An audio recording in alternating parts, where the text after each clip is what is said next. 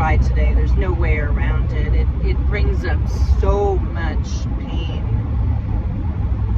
for a newsroom that had to cover the murder of our friend and colleague in our own parking lot. It made international news.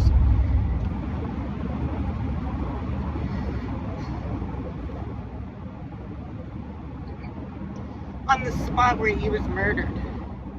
That tree is where I'm going today. 31 years later. It's huge apparently. And it's going to be at Camp Smitty. And this will be the first time that Okay, let's start at the beginning. Good morning. CJOH Sports Director Brian Smith is clinging to life this morning, the victim of a gunshot wound to the head. Smith was shot by a lone gunman as he left the station after last evening's newscast. Police are still searching for a suspect. John Ruddle has more. A police presence the morning after. A command center remains at the spot where Brian Smith was shot. He was struck once in the head moments after he left the building. A 90-minute surgery at Ottawa Civic Hospital last night successfully stopped massive bleeding in Smith's brain, though he remains in very critical condition. Unfortunately, what we can't do anything about is the damage done to the tissue by the injury and the swelling that is building up as a result of that. His condition is extremely grave, and the next 24 to 48 hours are critical. Police say the man who fled the scene in a beige vehicle apparently had been stalking Smith. This suspect was observed in the parking lot at the northeast corner of the CJOH parking lot, holding a long-barreled rifle.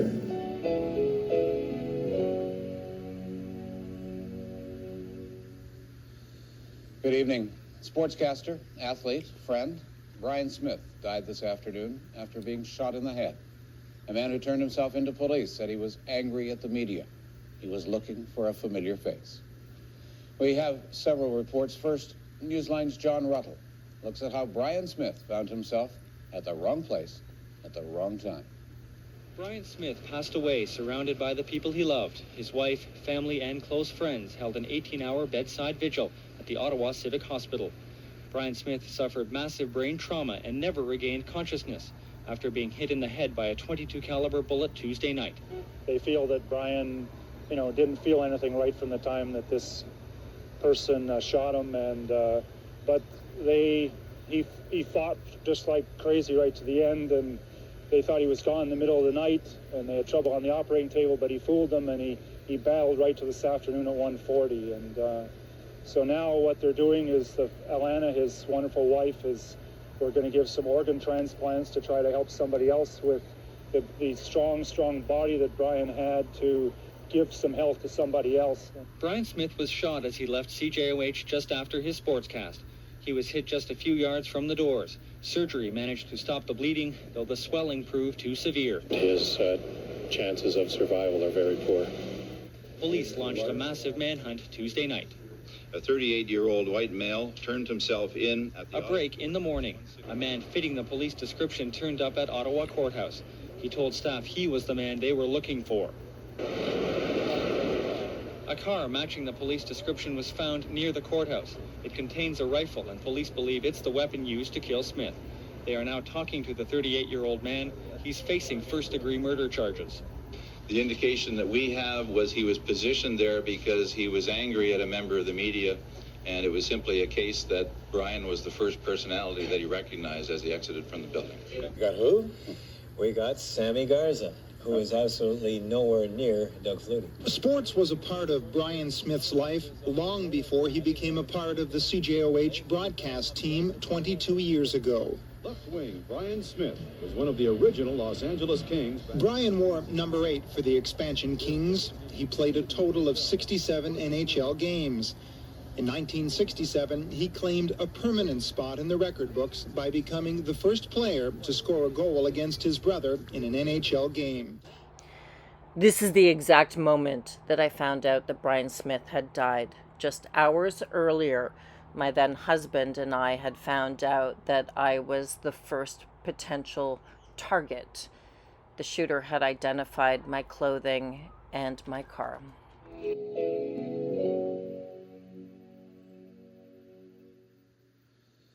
Good evening. Sportscaster, athlete, friend, Brian Smith died this afternoon after being shot in the head.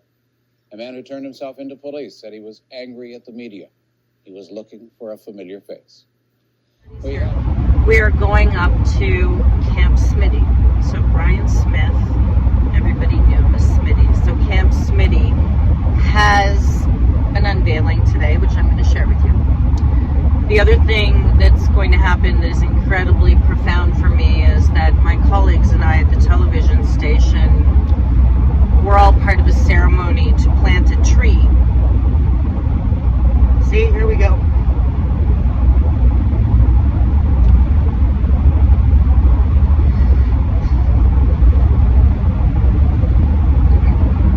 On the spot where he was murdered. That tree is where I'm going today. 31 years later. It's huge apparently. And it's going to be at Camp Smitty. And this will be the first time that I see it at a summer camp that Brian went to camp himself. Boys and Girls Club has done a beautiful job, and this is a camp for kids who might not be able to afford camp fees, which is where I come in. Not that I'm saving it's just I'm going up there today to celebrate donors with my friend Paula, who is arranging all of this and is with the Boys and Girls Club of Ottawa. Anyway, all this to say, it's incredibly emotional, and my family is helping to support one of the cabins at this camp.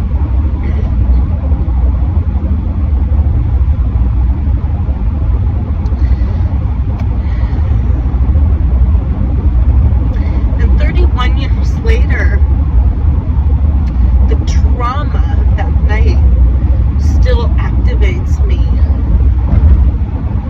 Because, of course, the crime scene was at our front door.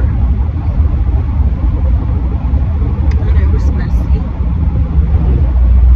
The diagnosed schizophrenic, who I will not use his name, is now deceased after doing time in a psychiatric institution.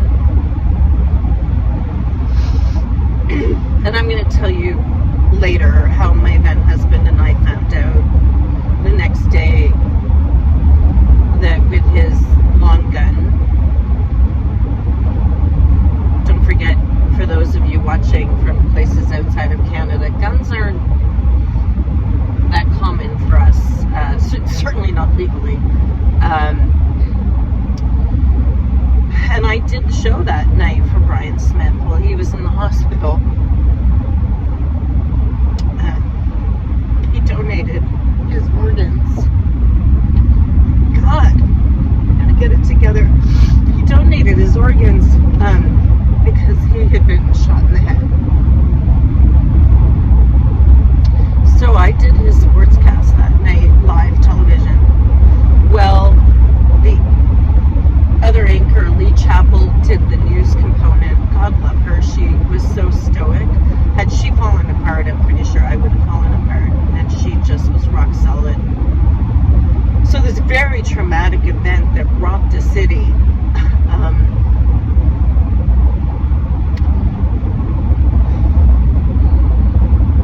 just tore so many of us apart. This is long before anybody talked about trauma, right? I was 27. I'm turning 58 next week. But no one talked about trauma. I certainly didn't go get therapy for my friend being murdered and me being the potential first target. I had just returned to the station after working somewhere else, and he told police that he just couldn't remember my name and that he wanted to kill a local celebrity whose name he knew. I think that's all that saved me, is I had just returned after working at another station for a couple of years. So that's what we're doing today. And well, it's a happy event for all of the children who go to Camp Smitty. Thanks to donor dollars.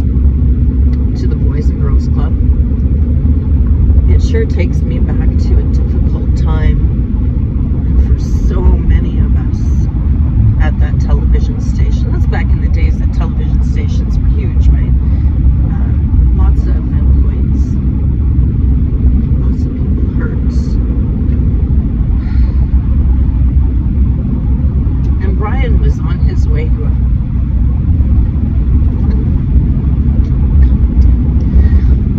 to a fundraiser when this happened.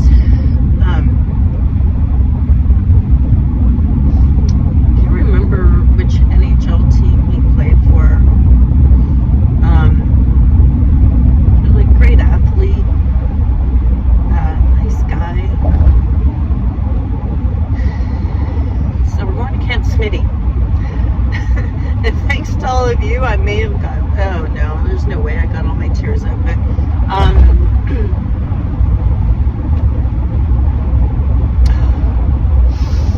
such a traumatic event and such an incredible loss. But it bonded those of us that were there in a way that I'm not sure we can even explain that well. Okay, so that's the background. Oh my God, didn't one of the YouTube people say a couple of weeks ago that I should share more about my life and not just van tours and my travels? Well, there you go. That was a bit of an emotional dump for all of you. I'm going to show you Smitty's tree. And I'm going to show you around the camp, and I'm going to show you where the fundraising dollars go, and we're going to focus on all of the goods. Uh-oh. Sorry, lights changing and it's a highway. Oh, there we go, we're fine. This wonderful human being, all of the work that he did for our community and the legacy that he left for organ donation. We did a major campaign about organ donation at that television station. And Brian saved many lives before anyone 31 years ago talked that much about organ donation. Okay, we're almost there. I mean to the location, not just psychologically. See, I didn't wear any makeup today. Oh, I don't wear makeup anymore anyway since I became a van lifer, except lip gloss. But I just knew even if I tried, it's not going to stay on my face no matter what. So we're going into beautiful cottage country. Wow. Thanks for riding along, everybody. But he always treated people with respect and just, I could just go on and on. Just a sweet, beautiful man. John Ruddle, CJOH News. And we got who? We got Sammy Garza, who is absolutely nowhere near Doug Flutie. Sports was a part of Brian Smith's life long before he became a part of the CJOH broadcast team 22 years ago. Left wing Brian Smith was one of the original Los Angeles Kings. Brian wore number 8 for the expansion Kings. He played a total of 67 NHL games. In 1967, he claimed a permanent spot in the record books by becoming the first player to score a goal against his brother in an NHL game. We all had to sort of pull together, put our journalism hats back on, take off our personal hats, and put aside our grief for a moment. His death was violent and public. But I think he would want us all today to celebrate and live life the way that he did. And everyone else. He was part of my family, I guess. I've been watching him since I was very young. Late sportscaster Bill Patterson had a sense of the void that had been left. Don't replace a Brian Smith. He just borrow his chair. Our journalism hats back on, take off our personal hats, and put aside our grief for a moment. His death was violent and public. It's been a long time. And that little tiny tree is now so big.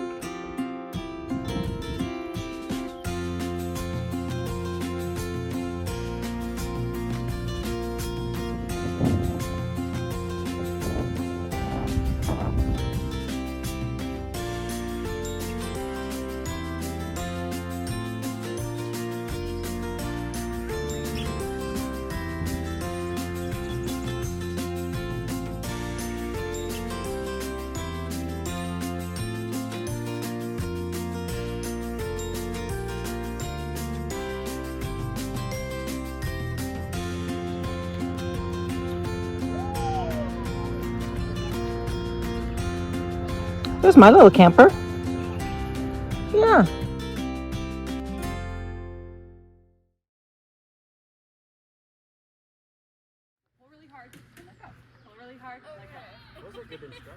Okay.